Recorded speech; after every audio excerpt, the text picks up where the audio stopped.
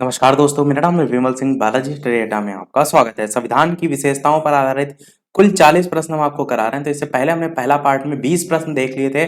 Side में आई button में पिछला वाला वीडियो आपको मिल जाएगा। आज बाकी बचे प्रश्न यानी 21 से 40 तक प्रश्न हम पार्ट नंबर 2 में देखेंगे और इस चैप्टर पर आधारित प्रश्न जो है आपके समाप्त हो जाएंगे। तो चलिए स्टार्ट करते हैं। प्रश्न नंबर 21 से ये जो प्रश्न हम आपको करा रहे हैं अलग अलग संविधान के चैप्टर वाइज, ये सभी एग्जाम के लिए इंपॉर्टेंट है। किसी भी एग्जाम की आप तैयारी कर रहे हैं तो भारतीय संविधान के वृहद होने का रीजन क्या है, कारण क्या है, ये आपको जो है वो बताना है। इसमें अनेक संविधानों के अनुभव समाविष्ट हैं, ये रीजन है। या फिर इसमें विस्तृत प्रशासकीय प्रावधान है, या फिर यह एक बड़े देश के शासन से संबंधित है, या फिर इसमें संघ और राज्य दोनों सरकारों का संविधान है। तो बताइए भारतीय संविधान के वृहद होने का क्या रीजन है। इन चार ऑप्शन में कौन सा सही होगा। तो आंसर की बात करते हैं। डी वाला आपका ऑप्शन सही होगा। क्या इसमें संघ और राज्य दोनों ही सरकारों का संविधान है, इसीलिए भारतीय संविधान जो है वो एक वृहद का दर्जा उसे जो है वो प्राप्त है। 22 नंबर प्रश्न कह रहा है भारतीय संविधान का अभिभावक कौन है। राष्ट्रपति है, प्रधानमंत्री है, सर्वोच्च न्यायालय है, निर्वाचन आयोग है। देखिए कई बार इस टाइप के प्रश्न आते हैं, होते देखने में बहुत सारे लगते हैं पर कंफ्यूज कर देते हैं। तो बताइए कि इन चार ऑप्शन में कौन सा सही होगा। भारतीय संविधान का अभिभावक जो है वो कौन है। राष्ट्रपति, प्रधानमंत्री, सर्वोच्च न्यायालय या फिर निर्वाचन आयोग। आंसर की बात करते हैं। इन चारों ऑप्शन में से कौन सा सही होगा। तो आपका सी वाला ऑप्शन जो है वो बिल्कुल सही होगा, यानी कि सर्वोच्च न्यायालय जो है ये भारतीय संविधान के अभिभावक के रूप में जो है वो जाना जाता है। तो भारतीय संविधान का अभिभावक जो है वो सर्वोच्च न्यायालय जो है इसको कहते हैं। अगला प्रश्न है आपका, भारत में वयस्क मताधिकार की उम्र जो है वो क्या है। चार ऑप्शन है, 18 वर्ष, 20 वर्ष, 21 वर्ष या फिर 25 वर्ष। बताइए इनमें से कौन सा सही होगा। तो यहाँ पर दो ऐसे ऑप्शन है जिससे एक और प्रश्न पूछा जाता है। सबसे पहले बात करते हैं आंसर की, इनमें से कौन सा सही होगा। तो आप क्या कहेंगे, आप कहेंगे आपका पहला ही ऑप्शन 18 वर्ष जो है वो सही हो जाएगा। सभी जानते हैं कि भारत में वयस्क मताधिकार की उम्र कितनी है, 18 वर्ष है। प्रश्न क्या पूछा जाता है, प्रश्न ये पूछा जाता है कि पहले ये उम्र कितनी थी। तो पहले ये उम्र जो है वो 21 वर्ष थी। इसके अलावा 21 वर्ष से घटाकर इसे 18 वर्ष जो है वो किस संविधान संशोधन के अंतर्गत कर दिया गया है, यह प्रश्न बहुत पूछा जाता है। तो एकदम रट लीजिए, 61वें संविधान संशोधन, 61वें संविधान संशोधन के अंतर्गत, जो कि 1989 के अंतर्गत हुआ था। तो इसी में जो है वयस्क मताधिकार के लिए वयस्कता की जो उम्र है वो 21 वर्ष से घटाकर 18 वर्ष जो है वो कर दी गई थी। तो ध्यान रखिएगा, यह प्रश्न बहुत पूछा जाता है। तो 61वें संविधान संशोधन 1989 के तहत यह संशोधन जो है वो किया गया था। 24 नंबर प्रश्न कह रहा है कि भारतीय संघीय व्यवस्था जो है उसकी एक विशेषता जो है वो है दोहरी नागरिकता, संविधान की सर्वोच्चता, केंद्र में संपूर्ण शक्ति या फिर शक्तियों का एकीकरण। बताइए इनमें से कौन सा जो है वो सही होगा। आंसर की बात करते हैं, ऑप्शन एबीसीडी में से कौन सा सही हो जाएगा। तो आप क्या कहेंगे कि संविधान की सर्वोच्चता, ये वाला आपका ऑप्शन सही होगा, जो कि भारतीय संघीय व्यवस्था जो है उसकी एक विशेषता है, संविधान की सर्वोच्चता। अगला प्रश्न है 25 की, भारत के संविधान में संघीय शब्द की जगह किन शब्दों को स्थान जो है वो दिया गया है। संघीय राज्य को, संघों का राज्य या फिर राज्यों का संघ या फिर इकाइयों का संघ। कौन सा इनमें से सही होगा। तो आंसर की बात करते हैं। तो भारत के संविधान में जो संघीय शब्द है ना, इसकी जगह यूज किया जाता है शब्द जो है राज्यों का संघ। आपका सी वाला ऑप्शन सही होगा। अगला देखते हैं आपका प्रश्न कि भारतीय संविधान में कितनी सूचियां हैं, लिस्ट हैं। बताइए 1, 2, 3 या 4। ये चीज ध्यान रखिएगा, अनुसूचियां नहीं पूछा गया है। तो आप सोचेंगे अरे ऑप्शन तो गलत दे रखे हैं, सूचियां पूछा गया है कितनी होती हैं। तो कितनी होती हैं, टोटल 3 होती हैं। कौन कौन सी होती हैं। तो आपकी तीनों में सबसे पहली होती है संघ सूची, दूसरी होती है आपकी राज्य सूची और तीसरी और आखिरी होती है आपकी समवर्ती सूची। तो ये 3 जो है वो होती हैं। संघ सूची में अगर विषयों की संख्या की बात करें तो जो केंद्र सरकार है इस पे केवल कानून बना सकती है, एक विशेषता के तौर पर याद रख सकते हैं।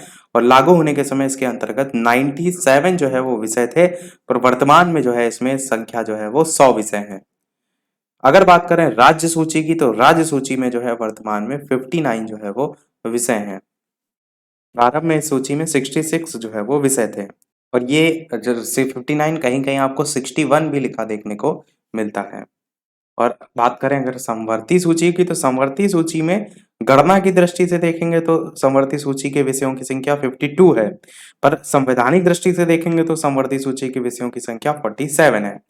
ऐसा डिफरेंस क्या है? तो एक्चुअल में 1976 का जो 42वां संविधान संशोधन था, 42वां संविधान संशोधन 1976 में जो समवर्ती सूची थी, उसमें राज्य सूची के 4 विषयों को शामिल कर दिया गया था। राज्य सूची के 4 विषय में के शिक्षा था, वन था, जंगली जानवर थे और पक्षी थे। पक्षियों की रक्षा और नापतोल, तो इनको जो है समवर्ती सूची में जो है वो कर दिया गया था। और साथ ही साथ समवर्ती सूची में एक और, जो कि जनसंख्या नियंत्रण, एक नवीन विषय था, जनसंख्या नियंत्रण और परिवार नियोजन, वो भी जो है वो शामिल किया गया था। 27 नंबर प्रश्न है कि भारत का जो संविधान है वो अपना प्राधिकार किससे जो है वो प्राप्त करता है?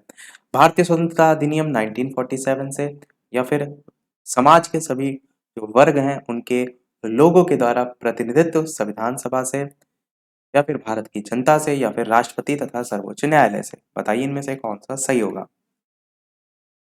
आंसर की बात करते हैं ऑप्शन एबीसीडी में से, तो भारत की जनता से आपका सही होगा। भारत का संविधान अपना प्राधिकार जो है वो प्राप्त करता है।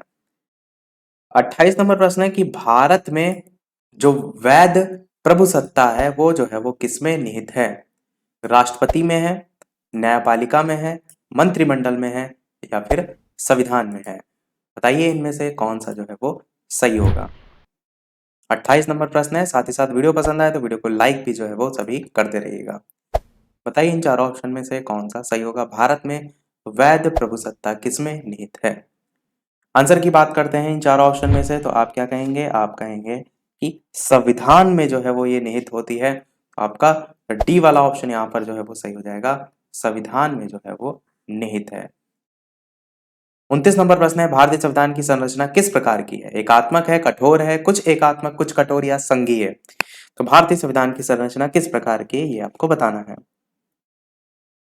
आंसर की बात करते हैं तो आप कहेंगे कि बहुत ज्यादा कठोर भी नहीं है। जैसे एक प्रश्न आया था ना इससे पहले के, वहां पर बताया था, तो किस ऑप्शन के साथ जाएंगे? सी वाले ऑप्शन के, कि कुछ एकात्मक और कुछ कठोर, ये वाला आपका सही होगा। 30 नंबर प्रश्न है, भारत के संविधान के अधीन निम्नलिखित कथनों में से कौन सा सही है? पहला कह रहा है संविधान सर्वोच्च है, दूसरा कह रहा है संघ और राज्य सरकारों के बीच शक्तियों का स्पष्ट विभाजन है, तीसरा कह रहा है संविधान के संशोधनों के लिए विहित प्रक्रिया का अनुसरण करना होता है, चौथा कह रहा है संघ की संसद तथा राज्य विधानसभाएं संप्रभु हैं, और पांचवा कह रहा है मूल अधिकारों की परिधि जो है उसको निर्धारित करने के लिए संविधान की उद्देशिका का अवलंब नहीं लिया जा सकता। आपको बताना है कि नीचे दिए गए कोड का प्रयोग करके सही उत्तर बताना है कि इन ऑप्शन में से, प्रश्न में पूछा गया था कौन से जो है वो सही है। तो आंसर की बात करते हैं। ऑप्शन एबीसीडी में से कुछ ऊपर ऊपर ऑप्शन है, कुछ यहाँ है, तो आपका पहला, दूसरा और तीसरा ही जो है वो सही है, तो उस आधार पर डी वाला ऑप्शन जो है यहाँ पर सही होगा। ऊपर के जो 3 थे ये तीनों जो है वो सही हैं।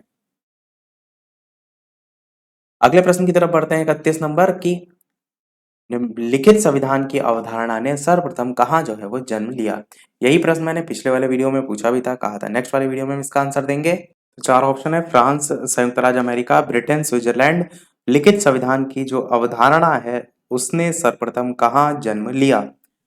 आंसर की बात करते हैं। इन 4 ऑप्शन में 2 ही ऑप्शन के साथ ज्यादा लोग कंफ्यूजन थे, एक फ्रांस के साथ, एक ब्रिटेन के साथ, क्योंकि कुछ लोगों ने ब्रिटेन आंसर दिया था, कुछ ने फ्रांस दिया था। आंसर यहाँ पर आपका पहला वाला यानी कि फ्रांस जो है वो सही होगा। लिखित संविधान की अवधारणा ने सर्वप्रथम कहाँ जन्म लिया? तो फ्रांस में जो है वो लिया। 32 प्रश्न है, निम्नलिखित में से कौन सा एक भारतीय संविधान का दर्शन जो है वो नहीं है? बताइए, कल्याणकारी राज्य, समाजवादी राज्य, राजनीतिक समानता, या फिर साम्यवादी राज्य? कौन सा एक भारतीय जो संविधान है उसका दर्शन जो है वो नहीं है? आंसर की बात करते हैं इन 4 ऑप्शन में से, तो आप क्या कहेंगे कि भारतीय संविधान का जो दर्शन इनमें से नहीं है वो साम्यवादी राज्य जो है, ये वाला डी वाला आपका जो है वो नहीं है। बाकी कल्याणकारी राज्य भी है, समाजवादी तो है ही है, और राजनीतिक भी है। आपका डी वाला यानी कि साम्यवादी राज्य यहाँ पर सही होगा, जो कि भारतीय संविधान का दर्शन नहीं है। 33 प्रश्न है कि कथन और कारण 2 टाइप से दे रखे हैं और आपको नीचे उसमें आधारित प्रश्न के ऑप्शन दे रखे हैं। तो कथन आपका ए है कि भारतीय संविधान जो है वो अर्ध संघात्मक है, और कारण आपका है कि भारतीय संविधान ना तो संघात्मक है और ना ही एकात्मक। अब पूछा यह गया कि ए और आर यानी कि कथन और कारण दोनों ही सही है, और आर यानी कि कारण, ए यानी कि कथन की सही व्याख्या है। बी कह रहा है ए और आर दोनों सही हैं और आर ए की सही व्याख्या नहीं है। ए सही, आर गलत, ए गलत, आर सही, इस टाइप से 4 ऑप्शन दे रखे हैं।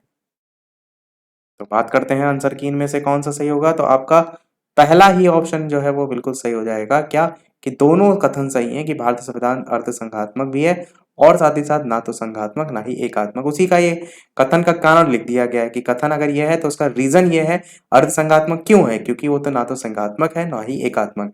तो दोनों ही सही है, तो कारण जो दे रखा है कथन का वो भी आपकी सही व्याख्या कर रहा है। तो आपका ए वाला ये ऑप्शन सही हो जाएगा। 34 प्रश्न कह रहा है इनमें से कौन सा भारतीय संघीय व्यवस्था में एकात्मक तत्व है। बताइए। शक्तियों का विकेंद्रीकरण, राज्यपाल जो है उनकी नियुक्ति, राज्यसभा में असमान प्रतिनिधित्व या फिर न्यायिक पुनरावलोकन और अखिल भारतीय सेवाएं और द्विसदनात्मक व्यवस्थापिका। आपसे पूछा गया है कि कौन सा भारतीय संघीय व्यवस्था जो है उसमें एकात्मक तत्व है। पहला, तीसरा, छठा, दूसरा, तीसरा, पांचवा, तीसरा, पांचवा, छठा या दूसरा, चौथा, पांचवा। बताइए इनमें से कौन सा सही होगा। उत्तर की बात करते हैं इन चारों ऑप्शन में से, तो आपका यहाँ पर जो सही होगा वो राज्यपालों की जो नियुक्ति है वो इसमें आएगा। और देखिए दूसरा वाला जो है ना वो डी वाले ऑप्शन में है, बी वाले ऑप्शन में है, भारतीय संघीय व्यवस्था में एकात्मक तत्व। और अगर बात करें तो आपका तीसरा वाला भी आएगा, राज्यसभा में असमान प्रतिनिधित्व। तो दूसरा तीसरा वाला ये बी वाला आपका ऑप्शन सही हो जाएगा, दूसरा तीसरा पांचवा, यानी कि अखिल भारतीय सेवाएं भी इसमें आएगा। 2, 3 और 5 जो कि भारतीय संघीय व्यवस्था में एकात्मक तत्व जो है वो पूछा गया था। अगला प्रश्न देखते हैं 35 कि भारत में राजनीतिक व्यवस्था के मूलभूत लक्षण जो है वो हैं। यह एक लोकतांत्रिक गणतंत्र है। इसमें संसदात्मक रूप की सरकार है। सर्वोच्च सत्ता भारत की जनता में निहित है और यह एक एकीकृत शक्ति का प्रावधान करती है। तो नीचे दिए गए कोट में सही उत्तर का आपको चयन जो है वो करना है। पहला दूसरा और तीसरा, दूसरा तीसरा और चौथा या फिर सभी चारों। बताना आपको भारत में राजनीतिक व्यवस्था के मूलभूत लक्षण जो है वो इनमें से कौन से जो है वो हैं। आंसर की बात करते हैं तो आपके यह एक एकीकृत शक्ति का प्रावधान करती है। ये लक्षण राजनीतिक व्यवस्था के मूलभूत लक्षण में नहीं है। बाकी लोकतांत्रिक गणतंत्र भी है, इसमें संसदात्मक रूप की सरकार है, ये भी है।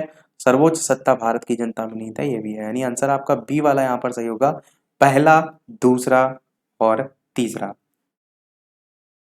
36 नंबर प्रश्न देखते हैं आपका कि निम्नलिखित में से कौन सी विशेषता भारतीय संघ और अमेरिकी संघ दोनों में साझी है। एकल नागरिकता, दोहरी नागरिकता, संविधान में 3 सूचियां या संविधान की व्याख्या के लिए संघीय उच्चतम न्यायालय। कौन सी ऐसी विशेषता है जो भारतीय संघ और अमेरिकी संघ दोनों में जो है वो साझी है, ये आपसे पूछा गया है। आंसर की बात करते हैं ऑप्शन एबीसीडी में से, तो आपका संविधान की व्याख्या के लिए संघीय उच्चतम न्यायालय जो है वो बिल्कुल सही हो जाएगा, जो कि भारतीय संघ और अमेरिकी संघ दोनों में ही वो साझी है। 37 प्रश्न कह रहा है कि निम्नलिखित जो है उसमें से कौन भारतीय राज्य व्यवस्था में सर्वोच्च है।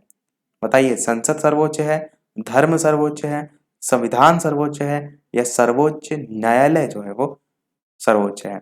किसमें पूछा गया है? भारतीय राज्य व्यवस्था में। टोटल 40 तक ही हमारे प्रश्न हैं, 2-3 और प्रश्न रह गए, लास्ट में एक प्रश्न हम आपसे भी पूछेंगे। आंसर की बात करते हैं तो यही सेम प्रश्न मैंने आपको संविधान वाले टॉपिक में यानी इससे पहले जब करा रहे थे, संविधान पर ही आधारित प्रश्न वहां पर कराया भी था। तो संविधान आपका भारतीय राज्य व्यवस्था में सर्वोच्च है। 38 नंबर प्रश्न कह रहा है कि भारतीय जो संविधान है उसका आप किस प्रकार वर्णन करेंगे। आकार में मध्यम है, बहुत छोटा और सुसंहत है, विश्व के सबसे विस्तृत संविधानों में से एक है या फिर यह लिखित संविधान नहीं है। बताइए कि आप किस प्रकार से भारतीय संविधान का वर्णन जो है वो करेंगे। तो कहा नहीं जाता है कि जो भारत का संविधान है बहुत ही विशाल है, तो आप क्या कहेंगे? बिल्कुल आपका सी वाले ऑप्शन के साथ जाएंगे कि विश्व के सबसे विस्तृत संविधानों में से एक है आपका भारतीय संविधान। तो यही आपका सही होगा। और बाकी सारी चीजें यानी कि कितने अनुच्छेद थे, कितनी अनुसूचियां थी, वो सब चीजें मैंने पिछले वाले पार्ट में आपको बता दिया था।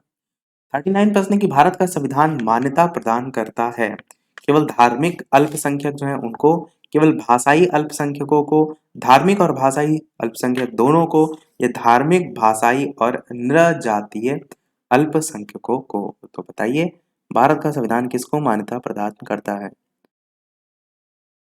उत्तर की बात करते हैं चारों ऑप्शन में से, तो आप क्या कहेंगे? आप कहेंगे कि धार्मिक और भाषाई अल्पसंख्यक जो है इनको मान्यता प्रदान जो है वो करता है भारत का संविधान। देखते हैं हमारा अगला और इस वीडियो का लास्ट प्रश्न। इसके बाद एक प्रश्न हम आपसे भी पूछेंगे, जैसे कि सभी वीडियो में हम आपसे एक ना एक प्रश्न पूछते हैं।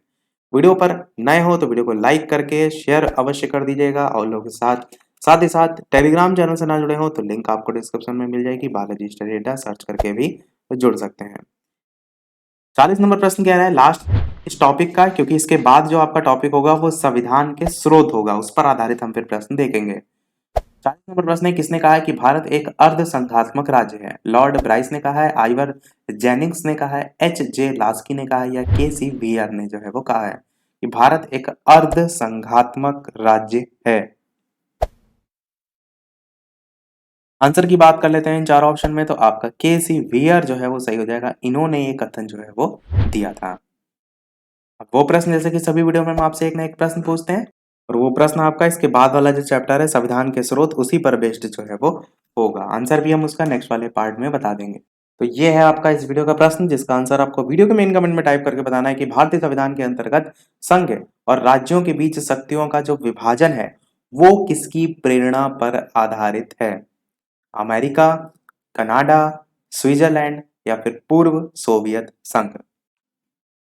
भारतीय संविधान के अंतर्गत संघ और राज्यों के बीच शक्तियों का विभाजन किसकी प्रेरणा पर आधारित है, यानी कि ये कहाँ से लिया गया है, ओवरऑल ये बताना है। तो सभी लोग अपना आंसर एबीसीडी या डायरेक्ट नाम बताकर भी बता सकते हैं। तो इसका आंसर हम देखेंगे नेक्स्ट वाले पार्ट में। लाइव टाइमिंग 2 है, दोपहर के 3 बजे, शाम के 8 बजे लाइव आकर भी वीडियो आप देख सकते हैं।